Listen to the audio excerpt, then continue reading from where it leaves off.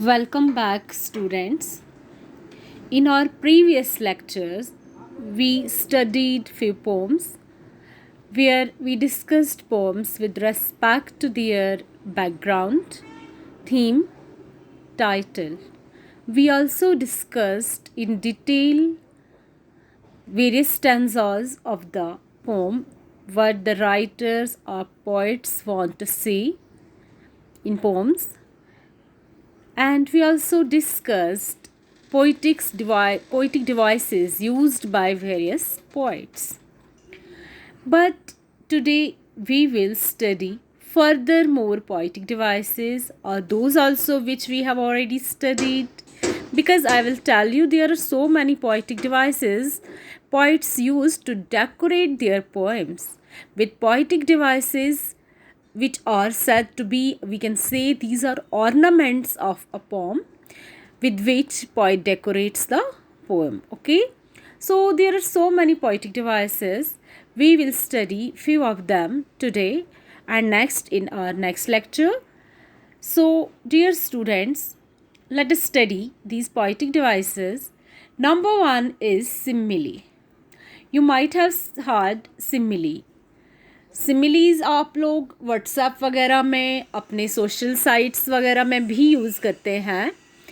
आपने most of the students read it smile. ये smile नहीं है, अच्छी तरह से आप इसको देख लीजिए स्पेलिंग को. This is simile.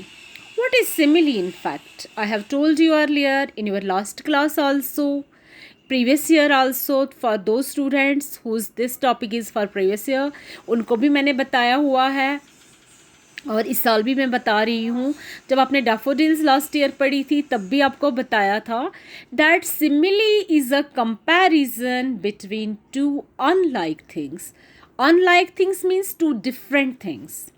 दो अलग अलग चीज़ों का कंपैरिजन, दो अलग अलग चीज़ों का कंपैरिजन जब एक साथ होता है using the word like or as.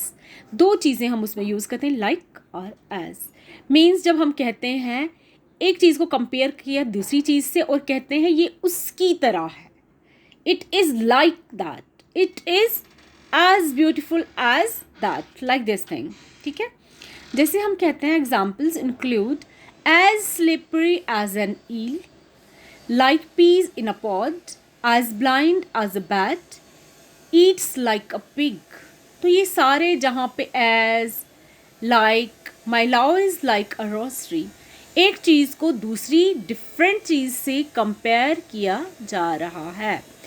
For example हम ये भी कहते हैं her cheeks are like red rose. Okay, तो what is this? This is also simile. किसी के चीक्स को, किसी की ब्यूटी को हम कंपेयर कर रहे हैं रेड रोज के साथ. She is as beautiful as Cleopatra. Okay, Cleopatra के साथ हमने किसी को किसी की ब्यूटी को डिस्क्राइब किया, उसको कंपेयर किया. इस तरह से, इस तरह के कंपैरिजन्स को हम सिमिली कहते हैं या like. She spoke like a renowned businessman, a successful businessman. Okay, तो वो तो ऐसे बोल रहा था जैसे कोई बहुत ही बड़ा बिजनेसमैन दिखाई दे रहा, उसकी तरह बोल रहा था. इसको कंपेयर किया हमने उस बिजनेसमैन की तरह. So this is simile. Now let us go for second poetic device, which is metaphor. A metaphor makes a comparison between two unlike things or ideas. Examples include heart of stone, time is money, world is a stage. अब आपने पीछे जो पढ़ा to unlike things का comparison यहाँ पे भी था, लेकिन लाइक और एज. लेकिन जब हम मेटाफर में जाते हैं यहाँ पे भी दो अनलाइक थिंग्स का कंपैरिजन है या आइडियाज़ का, but we don't use here the word like or as. In fact here in metaphor what we do, one thing is spoken in terms of another thing. यानी कि जिस चीज़ के साथ हम एक चीज़ को कंपेयर करते हैं हम उसी की तरह उसको बोलते हैं. यानी ये कहते हैं जैसे जो जिसके साथ कंपेयर करें ना एक चीज़ को, हम ऐसे कहते हैं कि जैसे वही वो चीज़ है। समझ रहे हैं आप? जैसे अभी मैंने आपको पीछे एक एग्जाम्पल दे दी, her cheeks are like red rose, गुलाब की तरह खूबसूरत। लेकिन यहाँ पे हम कहेंगे her cheeks are red rose. अब किसी के चीक्स रेड रोज तो इटसेल्फ हो नहीं सकते, उसके चीक्स रेड रोज ही है, but we are speaking about her cheeks in term of red rose. हमने उसके चीक्स को ही रेड रोज बोल दिया, लाइक या एज यूज नहीं करा। तो दिस इज कॉल्ड मेटाफर। या टाइम इज मनी, आप देख सकते हैं यहाँ पे दूसरी एग्जाम्पल है, टाइम इज मनी, वक्त तो पैसा है। मीन्स जिसके पास पैसा है वक्त उसी का है। The person who is having money, time is in his hands, so time favours him. Anybody who is having money, time favours him. Time is money, वक्त उसी का जिसके पास पैसा। तो यहाँ पे भी हमने metaphor, world is a stage, world is like a stage हमने नहीं बताया। अगर लाइक अ स्टेज और एज स्टेज हम बताएंगे तो दुनिया एक स्टेज की तरह है, ये स्टेज की तरह, नो डाउट अबाउट इट। लेकिन जब हम बोल रहे हैं, अगर हम बोल रहे हैं एक स्टेज की तरह, ये गलत नहीं है, लेकिन इसको मेटाफर कहना गलत है क्योंकि सिमिली है, इसमें हमने लाइक और एज यूज किया है। But when we are saying world is a stage, it is metaphor, यानी कि हम we are speaking of world in terms of stage. Okay, third thing is personification. Personification gives human qualities to non-living things or ideas. Examples include the flowers nodded. Girls, students, please be careful in listening. क्या है personification? It is a poetic device which gives human qualities to non-living things. जो living नहीं है, इंसान नहीं है, जानदार नहीं है, जानवर नहीं है, नॉन लिविंग थिंग्स हैं, उनकी बात ऐसे करता है जैसे as if these non living things are behaving like living things. तो उनकी वो क्वालिटीज़ जो लिविंग थिंग्स करती हैं, या हम कह सकते हैं ह्यूमन बीइंग्स करते हैं, तो वो वाली क्वालिटीज़ नॉन लिविंग थिंग्स को देने को हम क्या कहते हैं? Personification. For examples, non living things भी हम नहीं कह सकते, we can say that non human, ठीक है। इनह्यूमन तो कहेंगे नहीं, वो तो गैर इंसानियत अलग चीज़ हो गई।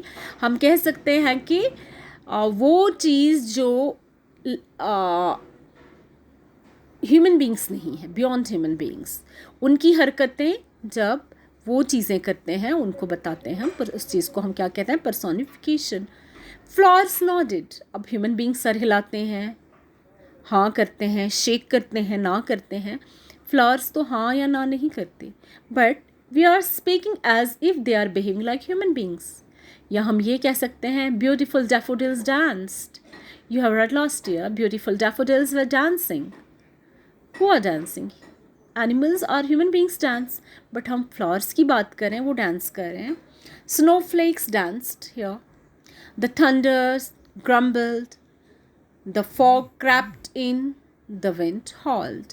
सो ये सारे एक्शंस वो हैं जो एनिमेट थिंग्स करती हैं, but we are giving these qualities to inanimate things or non-living things. So this device is called, when we use in poetry some inanimate thing और उसकी वो qualities, we add on qualities to them which are they behave like human beings or animals. So these things are, these poetic devices are called personification. Okay, next is our irony. Irony, most of the time you might have seen, you might have heard, you might have read irony in prose, you might have read irony in dramas, you might have read irony in novels, fictions, also in poetry. So what is irony in fact?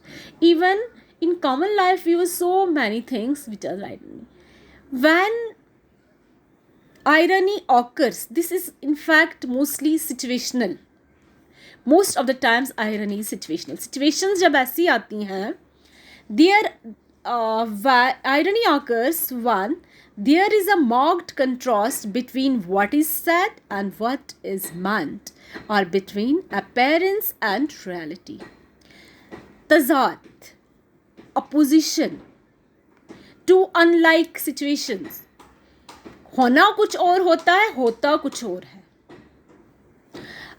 In my childhood, I used to watch a serial from Doordarshan probably, जिसको हम पता नहीं क्या mystery होगी शायद ऐसा कुछ कहते थे.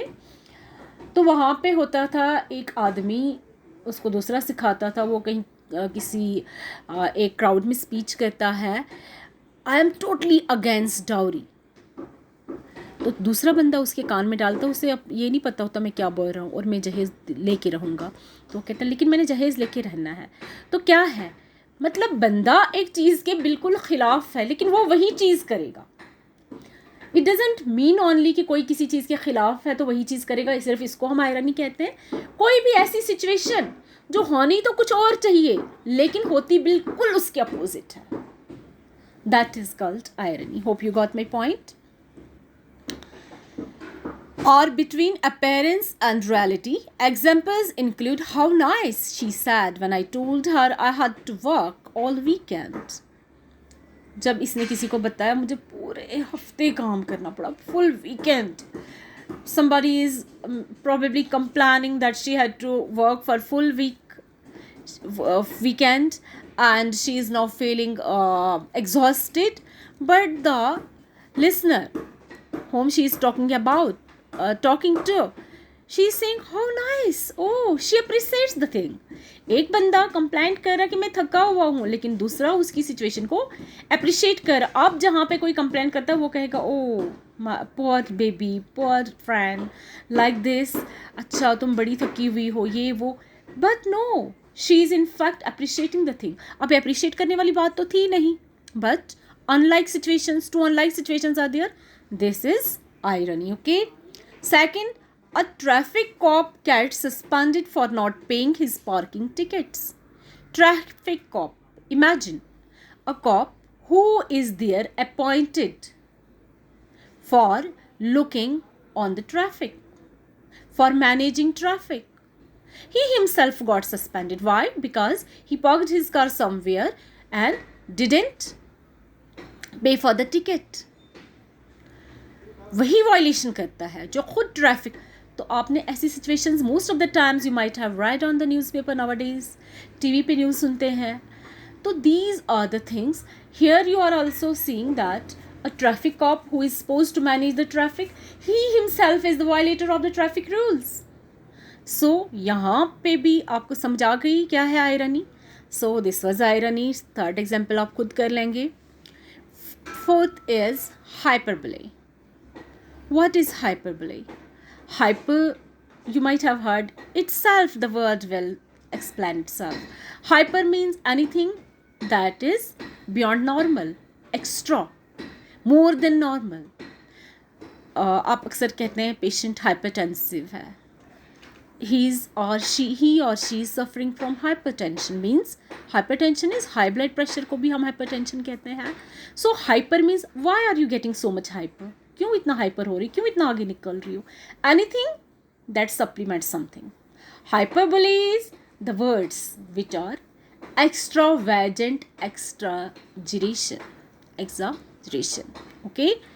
Extravagant exaggeration is in fact hyperbole. बहुत ज़्यादा किसी चीज़ को बड़ा चढ़ाकर बताना, जिसे हम कहते हैं राई का पहाड़ बनाना. Okay, this is called exaggeration and then hyperbole. Hyperbole uses exaggeration for emphasis or effect. Why we exaggerate the things? To make something more effective, to emphasize upon something कि ये ऐसे था. किसी चीज़ को हम जोर देने के लिए, हमें पता है most of the times you might have heard, अरे कौन था वहाँ पे तो पूरी दुनिया थी. इज़ इट पॉसिबल कि एक कोई छोटा सा फंक्शन है आपकी सिटी में, आपके मोहल्ले में पूरी दुनिया समा सकती है? नहीं समा सकती आपकी कॉलोनी में, आपके मोहल्ले में. बट पीपल यूज्ड टू से पूरी दुनिया थी वहाँ पे, तो एक दुनिया थी. दुनिया तो एक ही है और दुनिया बहुत बड़ी, you know it. But to make the thing more effective, to make your talk more effective, to emphasize your statement. You speak, जैसे वहाँ पे बहुत बड़ी दुनिया थी, you speak extra vagant, okay, you exaggerate the thing. This is called hyperbole. Okay, I have told you to stop 1,000 times. मैंने 1,000 बार तुम्हें कहा है कि मत करो. okay, अब कोई 1,000 बार तो कहता नहीं, 1,000 बार means many times, time and again.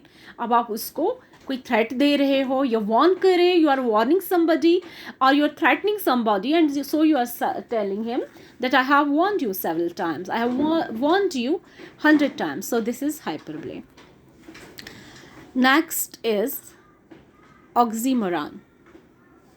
Oxymoron is an oxymoron is two contradictory terms used together. Examples include, this is another fine mess you have got us into. Oxymoron means opposite terms. एक term और उसका बिल्कुल opposite, जैसे आप मर्द और औरत कहते हो, लाइफ एंड डेथ कहते हो. Life and death is itself oxymoron. ठीक है, तो ये अपोजिट टर्म्स हैं, लेकिन इन दोनों टर्म्स को जोड़ के बताना, to state these terms together is oxymoron. Contradictory terms को हम जब जोड़ते, this is another fine mess you have got to centre. अरे ये तो बड़ा अच्छा, इस गंद में तुमने हमें ले आए हो, बड़ी अच्छी गंद है. अब गंद कभी अच्छी होती नहीं है, but fine mess. Okay, oxymoron. There is a real love hate relationship developing between the two of them. Love and hate, these are two opposite terms, but यहाँ पे together use हुई हैं. Suddenly the room filled with a deafening silence. Okay, she had a beautiful death. So these are oxymoron. Okay, alliteration is the repetition of beginning sounds of neighboring words. Okay, not vowels, it's consonants. She sells seashells means कोई beginning जो है, जिसकी beginning of the beginning sound of neighboring words. कोई एक consonant होता है, एक line में उस कॉन्सोनेंट की रेपिटेशन होती है बार बार, बिगनिंग उसी से वर्ड की होती है. This is called alliteration. So she sells Walter wondered where Winnie was. अब ये ज़रूरी नहीं, यहाँ पे हर जगह SS यूज़ हुआ है, WW यूज़ हुआ है, BB यूज़ हुआ है. हर जगह ऐसे नहीं होता है कि हर वर्ड इन्हीं से होता है, बीच में कोई और वर्ड भी होता है, but more than 2 times repetition होती है. जैसे यहाँ पे आप देख रहे हैं, blue baby bonnets walk through the bear. Through and the, ये दो.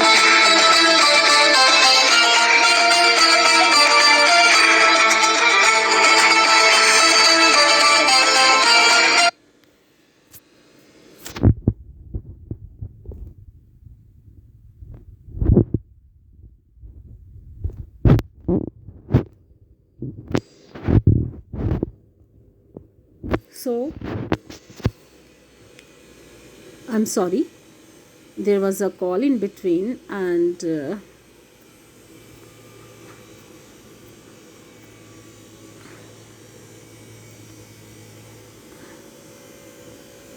I got this disconnected with this call. So we have read these terms, and next term is pun. A pun is a joke exploiting the different possible meanings of a word, or the fact that there are words which sound alike but have different meanings. Examples are, I have been the dentist many times, so I know the drill. Pun क्या होता है? It is play on a word. In fact, इसको हम play on the word भी बोलते हैं. What kind of play on word? हम कोई वर्ड ऐसे बोलते हैं which has more than 2 meanings. जब हम कोई वर्ड बोलते हैं, मीनिंग उसका कुछ और होता है, मीनिंग तो उसका कुछ और होता है, लेकिन हम किसी और अंदर से, जैसे कहते हैं ना, जूम आने बात कहना, जिसके 2 मतलब हैं, तो डबल स्पीच. ओके, तो हम उस वर्ड की बात ऐसे करते हैं जैसे हमने उस वर्ड को बोलने के लिए जो है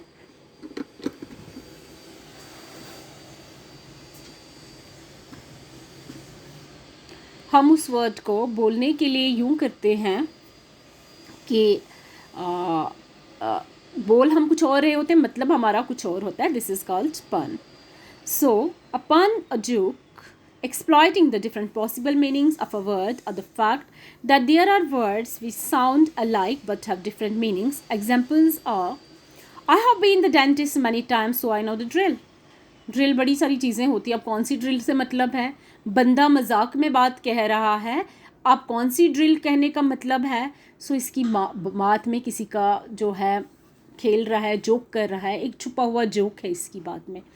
सो दिस इज़ कॉल्ड पन. She had a photographic memory but now developed it.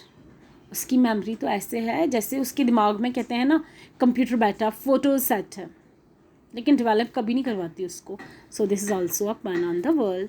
So dear students, this was all about the poetic devices for today. We will discuss poetic devices that are left in our next lecture.